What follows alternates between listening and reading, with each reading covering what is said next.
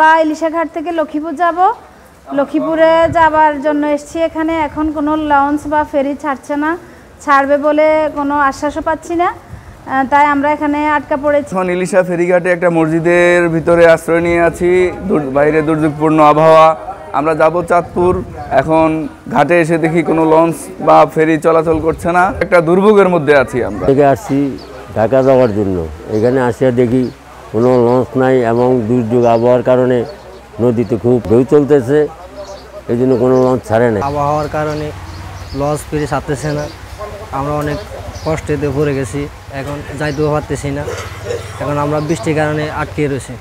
লঞ্চঘাট আছে, এখন আমরা যাবো হইলো লক্ষ্মীপুর। এখন ফেরি লঞ্চ বন্ধ, স্পিড বোটও আবার কারণে বন্ধ আছে। টানা সপ্তমবারের মতো বেস্ট টিস্যু পেপার ব্র্যান্ড হিসেবে স্বীকৃতি পেয়েছে বসুন্ধরা টিস্যু।